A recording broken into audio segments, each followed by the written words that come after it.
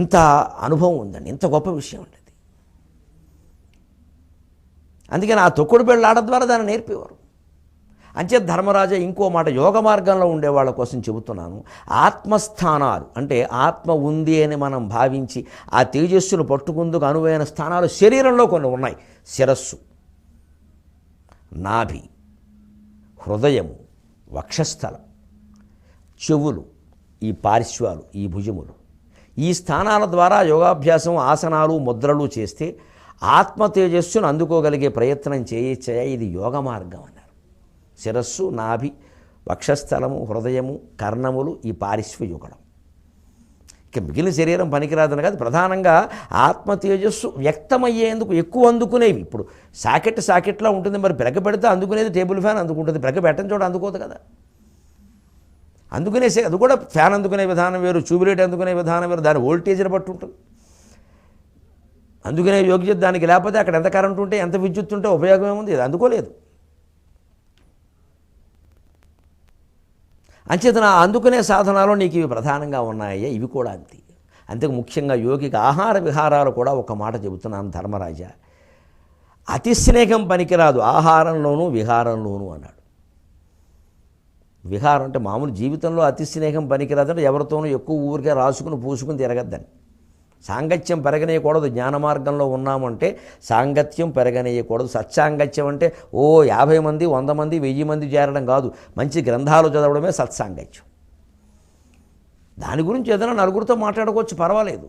ఇంకా మళ్ళీ ఇంతమంది కలవాలంటే మేము వారం వారం కలుస్తామండి, కలవకపోతే ఉండలేమండి అంటున్నామంటే అది మోక్షం కాదు, బంధం. అందుకని అతి స్నేహం పనికిరాదు అంటే జీవితంలో అతి స్నేహం అంటే బాగా పూసుకు తిరగద్దు. ఆహారంలో కూడా అతి స్నేహం అంటే నూనె ఉన్న పదార్థాలు, నూనె ఎక్కువగా వేసుకుని యోగ మార్గంలో ఉండేవారు, ఆధ్యాత్మిక సాధన చేసేవారు నూనె పదార్థాలు ఎక్కువ తినకూడదు. ఇది ఒళ్ళు పెరిగేలా చేస్తూ, కొవ్వు పెరిగేలా చేస్తూ ఇటీవల వైద్యులు కూడా చెబుతున్న విషయమే అందరికీ తెలుసు. సాధ్యమైనంత వరకు యోగ సాధన చేసేవారు పళ్ళు నీళ్లతో గడిపేయడం మంచిది అన్నాడు. పళ్ళు తేలిగ్గా అరుగుతాయి, శరీరానికి ఎక్కువ నిద్ర పట్టకుండా సుఖంగా ఉంటుంది. తక్కువ నిద్ర ఎలాగైతే చేటో ఎక్కువ నిద్ర కూడా అంతే చోటు, అనుమానమే ఉంది. అందుకని అది కాస్త జాగ్రత్త పడాలి. పళ్ళు నీళ్లు ఇలాంటి వాళ్ళకి చాలా మంచివి అన్నాడు. అంచేతను పళ్ళు నీళ్లు వంటి తేలికగా జీర్ణమైపోయే ఆహార పదార్థాలు సేవించాలయ్యా. యోగ మార్గ సాధనకి ఇది చాలా ముఖ్యం. సాంఖ్యం ప్రకారం తాత్వికమైన చింతన ఉన్నవాళ్ళు కూడా సాత్విక ఆహారం, అందులోనూ కాస్త తేలిగ్గా జీర్ణమయ్యే ఆహారం తీసుకోవడం మంచిది. అంటే ఈ రోజుల్లో మనం ఈ బిర్యానీలు, మసాలాలు ఇవన్నీ తగ్గించవలసిందే. ఉల్లి తల్లి చేసిన మేలు ఉల్లి కూడా చేదంటే వెల్లుల్లి గురించి అన్నారు, నీరుల్లిపాయ గురించి కాదు, దృష్టిలో పెట్టుకోండి. వెల్లుల్లికి ఆ గుణం ఉంది, అది కూడా ఎక్కువ తినకూడదు, కానీ ఔషధప్రాయంగా పనిచేస్తుంది. ఉల్లి చేసిన మేలు తల్లి కూడా చేయదన్నారు. అందుకని ఆ వెల్లుల్లిపాయను దృష్టిలో పెట్టు, అంతేగాని ఎర్రుల్లిపాయ కాదు.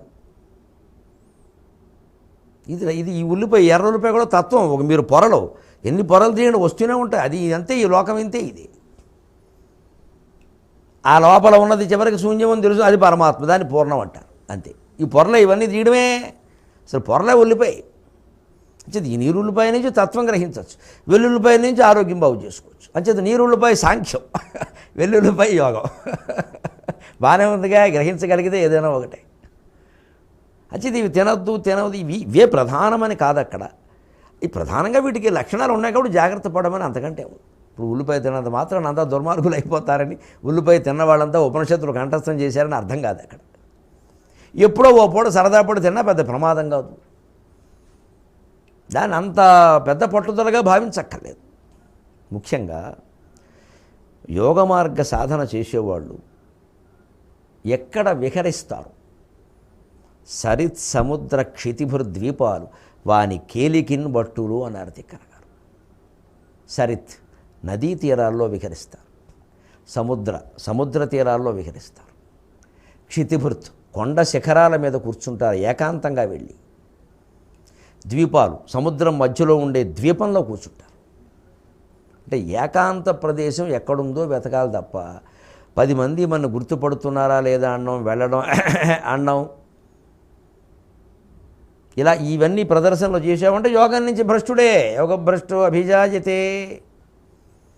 ముఖ్యంగా సన్యాస మార్గంలో ఉన్నవాళ్ళు, తాత్విక మార్గంలో ఉన్నవాళ్ళు ప్రయాణాలు ఎక్కువ చేయకూడదు. ఒకవేళ చేసినా ఎవరు గుర్తుపట్టారు, ఎవరు లేదు, అసలు ఈ గుర్తు అనే జోలికే పోకూడదు. అందుకే వీలైనంతవరకు నదీ తీరాలు, సముద్ర తీరాలు, కొండ శిఖరాలని ఎందుకు చెప్పారు, ద్వీపాలని జనం ఎక్కువ ఉండరు.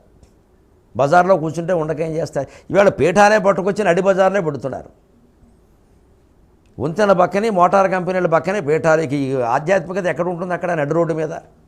ఎంత కష్టం ఉన్నా కూడా. నిజంగా అలా ఏకాంత విహారం చేసేటువంటి యోగి దృష్టి ఎవరి మీద పడుతుందో వాళ్ళ జీవితాలు చాలా బాగుపడతాయి అన్నాడు.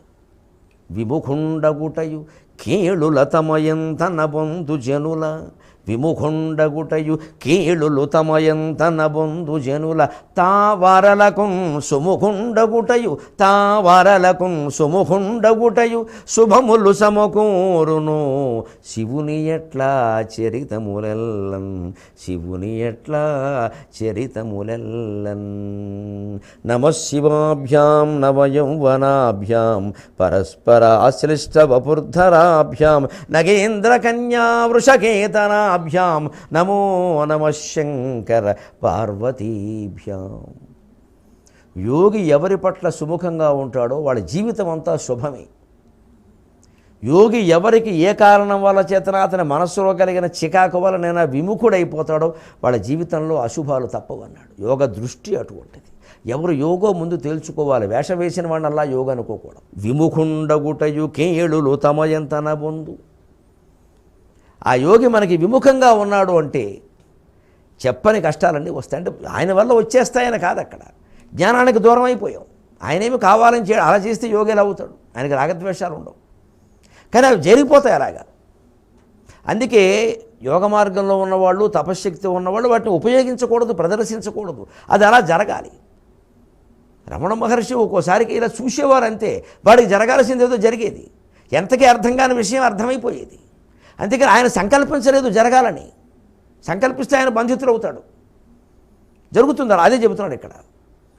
ఆయన సుముఖుడు అయ్యాడు అంటే శుభాలన్నీ చేకూరుతాయి. ఆయన విముఖుడు అయ్యాడంటే కష్టాలు వస్తాయి. శివుని ఎట్ల చరితములని ధర్మరాజా ఒక్క మాట చెబుతున్నా. యోగ అంటే శివుడు అయ్యా అన్నాడు. శివుడు పైకి అమంగళకరంగా కనపడుతున్నాడు, ఏదో ఏనుగుతోలు బూడిద వ్యవహారం. కానీ శివుని దృష్టి మన మీద పడింది అంటే శివలింగం ఆయన ఎలాగో మనకేసి చూస్తున్నాడు, మనం ఎదురుగా ఉండి నమస్కారం చేయడం అంతే. దృష్టి అనగానే కదా శివలింగానికి కళ్ళును చెవులు పెట్టేకండి. శివలింగం శివలింగంలాగే ఉంటుంది చాలు. అంచేతన పైగా కాస్త యోగి అయినవాడు ఎప్పుడు ఆయుర్దాయం అది తరిగిపోతుంది, సుఖదుఖాలు వస్తూ ఉంటాయి, పోతూ ఉంటాయి. అసలు మన బుద్ధి ప్రవృత్తి ఏమిటి? ఒంటరిగా కూర్చుని కూడా ఇందాక ఏం ఆలోచించాం, ఎక్కడి నుంచి ఎక్కడికి వెళ్ళాం, ఎక్కడి నుంచి ఎక్కడికి వెళ్ళాం, ఎక్కడి నుంచి ఎక్కడికి వెళ్ళాం, అసలు స్నానం చేస్తూ ఇన్ని ఆలోచనలు అవసరమా? జపం దగ్గర ఏం ఆలోచన వచ్చింది మనకి, జపం మానేసి ఏం ఆలోచించాం, ఒకసారి తిరగేసుకోవడం. ఎక్కడ ఆ ఆలోచన కూడా ఎటు నుంచి ఎట్టడం ఏమిటి, అంబాజీపేట నుంచి అమెరికా వెళ్ళింది ఏమిటిది? ఇదన్నమాట ఈ బుద్ధి ప్రవృత్తి ఇలా ఉంటుంది. దీన్ని వదిలేస్తే ఇంత ప్రమాదం అన్నమాట. దీన్ని తీసుకొచ్చి శివుడు పాదాలకు కట్టేవలసింది అని యోగి అస్తమానం ఈ ఆయుర్దాయం క్షీణించిపోవడం, సుఖదుఖాలు వస్తూ పోతూ ఉండడం, వీటి గురించి ఆలోచిస్తూ ఉండాలి. అప్పుడు ఇంకొక మాట చెబుతున్నాను ధర్మరాజా ముగిస్తూ, అనుభవించే ఆత్మ మనస్సయ్యా, అనుభవించని ఆత్మ తేజస్సు అన్నాడు. ద్వావా సుపర్ణం సయుజం సఖాయం సమానం వృక్షం పరిషస్వజాతి తయోరణ్య పిప్పలం స్వాద్వత్తి అనశరణ్యో అభిచాకశీతి. రెండు పక్షులు పెట్టె మీద ఉన్నాయని వేదంలో చెప్పారు కదయ్యా. ఒక పెట్ట అన్నింటినీ రావి పళ్ళు తింటోంది, కింద పడిపోతే ఏడుస్తోంది, పండు దొరికితే ఆనందిస్తోంది, దొరికిన పండు జారిపోతే మళ్ళీ ఏడుస్తోంది. కానీ పైన ఉన్నటువంటి పెట్ట ఈ పిట్ట విలాసాలన్నీ చూస్తూ ఆనందిస్తోంది. అది పైన ఉన్నవాడు దేవుడు, కింద ఉన్నవాడు జీవుడు. అనుభవిస్తున్న ఆత్మ మనస్సు, అనుభవించని ఆత్మ తేజస్సు. ఇది మనస్సు, అది తేజస్సు. మన మనస్సును తేజస్సులో లీనం చేయాలి. దానికి ఈ తెలుగు భాష తేజస్సు ఎంత మనకు ఉపయోగపడుతుంది. మళ్ళీ 23:30 గంటల్లో కలుద్దాం. అంతవరకు నీళ్లు తక్కువగా వాడదాం, తెలుగు ఎక్కువగా వాడదాం. సెలవు. ఈ కార్యక్రమాన్ని మీకు సహ సమర్పించిన వారు శ్రేష్టమైన ప్రేమ, శ్రేష్ఠ ఆరు. మీ అభిప్రాయాలను, సూచనలను మాకు తెలియచేయాల్సిన చిరునామా భక్తి TV, care of Rachana television private limited, road number 92, Jubilee hills, Hyderabad 5,96,000. మా ఇమెయిల్ ఐడి bhaktihyd@gmail.com. మా వెబ్సైట్ www.bhaktitv.in. Phone number 9010222333.